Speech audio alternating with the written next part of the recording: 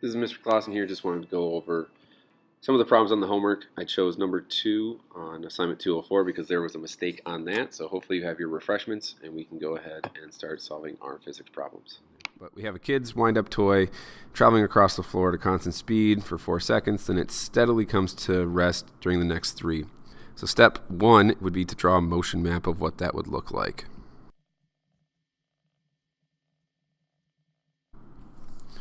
Alright, so there's the motion map. What you can see I did there is I drew the first 2 arrows showing that it's moving at 0.5 meters per second for the first 4 seconds.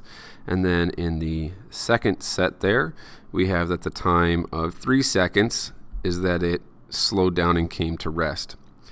Now, I go ahead and we don't know the distance and we don't know what the acceleration is. But what we do know about the acceleration is the direction. And so since the velocity is getting smaller, the acceleration is going to be opposite the direction it's moving, and so the acceleration would be in that direction right there, or negative if we were using to the right as positive. Now that we have our motion map drawn, what we need to go about now is drawing our 3 graphs. So let's go ahead and take a look at that: position, velocity, and acceleration. Alright, so let's go ahead and take a look at what the object would be doing. It's going to start off with a pretty constant velocity in the beginning, and it would be positive. And then what's going to start to happen is after a certain amount of time, what it's going to do is it's going to slowly come to a rest, and so the position graph would start to steady out. Now the velocity graph's a little bit easier to understand here. It's going to start with the velocity of the 0.5 meters per second. It would look like that, and it's going to do that for 4 seconds. So we're going to draw the 4 seconds in, make that right here. And then during the next 3 seconds, the velocity is going to come to 0. And so the total time there would be 7 seconds. Okay? Continue those up. Make some changes to what I did here. This should be a straight line and then curve. Alright? And we continue that line down. Let's take a look at what the acceleration would be. During the first 4 seconds, there was no change in velocity, so there's no acceleration.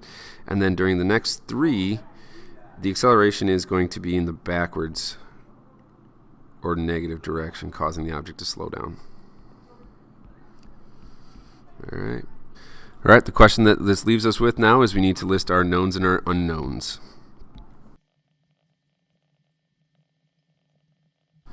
All right, so now what we've got going on there is we've got our list of knowns, but you'll notice down where it says time, I put down 2 times. We know that the first interval of stuff was important was the 4 seconds, and then after that was another 3 seconds. So there's actually 2 time intervals going on.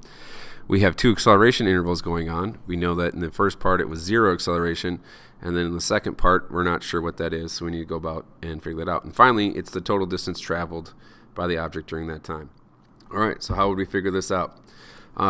What I would do is let's just go ahead and take a look at the easiest one first, and that would be to figure out what is the acceleration during the last 3 seconds of the object's motion. And so what we're going to be trying to tackle is this number right here. To do that, remember that acceleration is an object's change in velocity divided by time. And we can get that by simply just taking a look at the slope on the velocity time graph. So the slope of this line would be the object's acceleration. So what is the change in velocity during that time? Well, it ended at 0 meters per second, but it started at 0.5. And the amount of time it took was 7 minus 4, or we already know it was 3 seconds. So if we calculate this through, what we end up getting is a negative 0.5 meters per second, which makes sense because it's being divided. The acceleration is a negative 0.16 repeating, so I'll say 167 meters per second every second. Alright, and because I have the power here of doing this, I'm just going to make this calculations we did just a little smaller and put them somewhere. There maybe? No, we'll put them over here. Okay, now what this leaves us with is the distance traveled during the object during the entire trip. And so if we remember back to what we learned about our graphs, to get the distance traveled, the trick here is it's the area of the velocity time graph.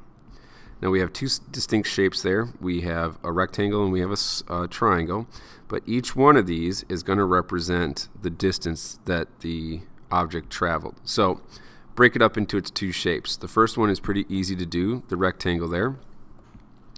The displacement during the first 4 seconds would be equal to its length times the width. And so what we're taking a look at there is the velocity of the object multiplied by the time that the object was traveling. And so for this first section here, the velocity is 0.5 meters per second, and the time is 4 seconds. 2 meters. Now that's the displacement only for that first section. So what we have to do is we have to add that to the second section, which this time is a triangle. So to get that one, I'll switch the colors up just slightly. Okay, so now what I'm looking at here is the triangle. To get the displacement during the last 3 seconds, what you're going to end up doing is taking the area of that shape. So it's going to be 1/2, and then it's length or base times height. So the height in this case is going to be the change in velocity, and the length of the base is the time. So let's go ahead and plug in our values for that. It's 1/2. The change in velocity we figured out before was 0.5 meters per second. And the time is 3 seconds. Hopefully I won't need to do the calculator for the next part. So the displacement during the first portion was 2 meters. The displacement during the second portion was 0.75 meters. So the total displacement altogether would be 2.75 meters. Okay, so that's how you go ahead and do question number 2 on assignment 204. This is also an example of what a complete solution would look like. This also goes about how you would explain the problem in a video to somebody else. If you have any questions, I'll talk to you in class.